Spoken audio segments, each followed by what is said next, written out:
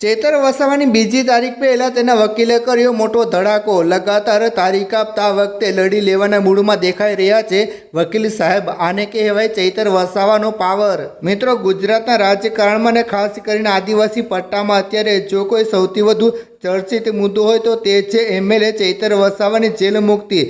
દરેકના મનમાં એક જ સવાલ છે કે આખરે ચૈતર વસાવા જેલની બહાર આવશે ક્યારે? આજે આપણે આ વિડીયોમાં કોર્ટના તમામ કાર્યવાહી, તેમના વકીલનો ખુલાસો અને આગામી દિવસોમાં શું થવાનું છે તે અંગે સંપૂર્ણ માહિતી મેળવીશું. મિત્રો, જેમ કે તમે જાણો છો કે ચૈતર વસાવા હાલમાં જેલમાં બંધ છે. તેમની સાથે તેમના પત્ની શકુંતલાબેન વસાવાની અને સહ આરોપી પણ જેલમાં બંધ છે. છેલ્લા કેટલાય સમયથી સતત તારીખ બે તારીખ મળી રહી છે, જેના કારણે સમર્થકોમાં પણ આતુરતા વધી હતી. પરંતુ હવે સમાચાર એવા છે કે કોર્ટમાં કેસ નેક તબક્કે પહોંચી ગયો છે. વકીલના નિવેદનો મુખ્ય અંશ. મિત્રો, તાજેતરમાં ચૈતર વસાવાના વકીલ વિશાલભાઈએ આ કેસ વિશે મહત્વપૂર્ણ ખુલાસો કર્યો છે. તેમણે સ્પષ્ટ કર્યું છે કે નામદાર કોર્ટમાં બંને પક્ષોની દલીલો પૂર્ણ થઈ ગઈ છે. હવે કોઈ નવી દલીલ બાકી નથી.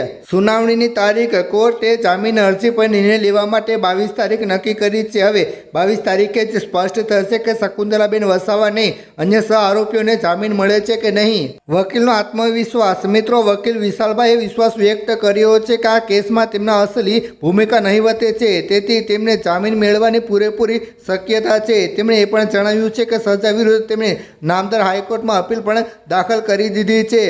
રાજકીય માહોલ અને સમર્થકોની ભૂમિકા. મિત્રો, આ કેસ માત્ર રાજકીય કાયદેકીય નથી, પરંતુ રાજકીય તે સંપૂર્ણ મહત્વનો છે.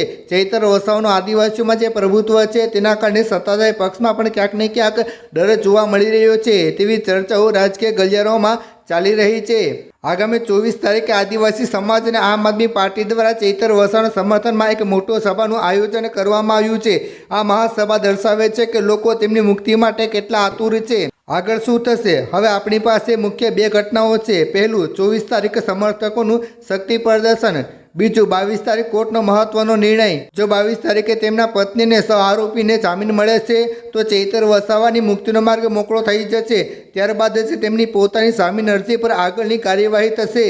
તો મિત્રો, આ હતી ચૈતર વસાવા કેસની સંપૂર્ણ અને લેટેસ્ટ માહિતી. તમને શું લાગે છે કે શું 22 તારીખે તેમને ન્યાય મળશે? શું ચૈતર વસાવા જલ્દી બહાર આવશે? તમારા મંતવ્યો નીચે કમેન્ટ કરી જરૂર જણાવજો.